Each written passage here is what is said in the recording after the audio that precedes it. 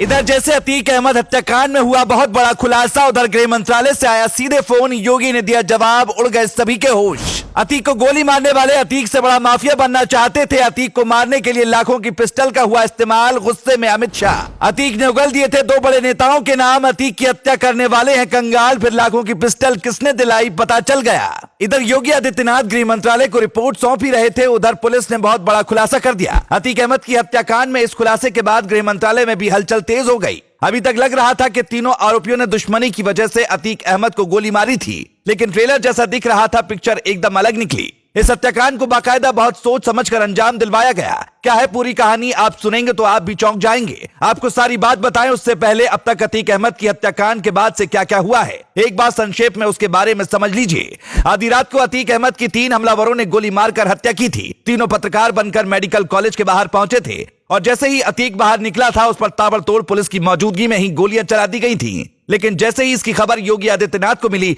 उन्होंने डीजीपी को तलब किया और आला अधिकारियों के साथ पूरी रात बैठक करते रहे। योगी 1 मिनट भी नहीं सोए और ना ही अधिकारियों को सोने दिया और उत्तर प्रदेश के सभी जिले में धारा 144 लागू करते हुए हाई अलर्ट जारी कर दिया गया। डीएम और एसपी को सड़कों पर भेजा गया ताकि किसी भी तरह से कोई माहौल खराब करने की कोशिश ना करे। इस मामले में अब तक राजनीति भी तेज हुई है। विपक्ष योगी सरकार को खराब कानून व्यवस्था के मुद्दे पर घेरने की कोशिश में जुटा हुआ है। इसके अलावा प्रयागराज में इंटरनेट भी बंद कर दिया गया है ताकि किसी भी तरह का बवाल ना हो सके। योगी के ताबड़तोड़ एक्शन के बाद गृह मंत्रालय से भी सीएम कार्यालय में फोन आया और सारी जानकारी गृह मंत्रालय को दी गई। योगी आदित्यनाथ ने बाकायदा एक रिपोर्ट गृह मंत्रालय को सौंपी है, लेकिन यहां तक तो मामला ठीक चल रहा था, पर इसी बीच पुलिस ने ऐसा खुलासा कर दिया जिसके बाद अमित शाह का भी गुस्सा 7वें आसमान पर पहुंच गया होगा। दरअसल तीनों आरोपियों के पास से जो पिस्टल बरामद की गई हैं, उनकी कीमत लाखों में बताई जा रही है। मीडिया रिपोर्ट के मुताबिक जिस बंदूक से अतीक अहमद और उसके भाई अशरफ को मौत के घाट उतारा गया, वो तुर्की में बनी है। तुर्की में बनी इस पिस्टल का नाम है जिगाना।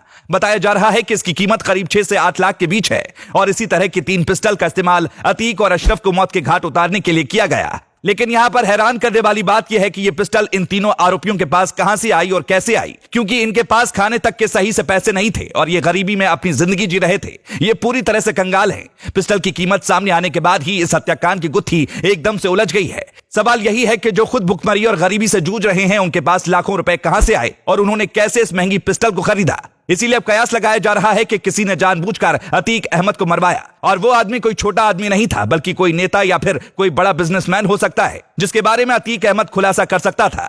लेकिन इससे पहले कि अतीक अहमद अपना मुंह खोल पाता, उसे मौत की नींद जानबूझकर सुला दिया गया। आपको बता दें कि ऐसी खबरें सामने आई थी कि अतीक अहमद ने साबरमती की जेल से ही कुछ नेताओं को फोन किया था, जिन्होंने उससे बात तक नहीं की थी। अब शक की सुई उन्हीं नेताओं की तरफ घूम गई है। क्या कोई ऐसा राज अतीक बोलने वाला था जिसकी वजह से उनकी कुर्सी हिल जाती, इसीलिए उसे मौत के घाट उतार दिया गया। हैरान करने वाली एक और बात सामने आई है, वो ये कि आरोपियों ने कहा कि उन्हें अतीक अहमद से भी बड़ा माफिया बनना था। बता दें कि जिन 3 आरोपियों को गिरफ्तार किया गया है, उनमें एक आरोपी लवलेश तिवारी के पिता यज्ञ तिवारी ने कहा उनका बेटे से कोई वास्ता नहीं है, यानी लवलेश को कोई लंबे समय से गुमराह कर रहा था, इतना गुमराह कि वो अपने बाप से ही दूर हो गया। हालांकि अब पुलिस इस मामले की जांच करेगी कि तीनों आरोपियों के पास इतनी महंगी पिस्टल कहां से आई। Bureau report.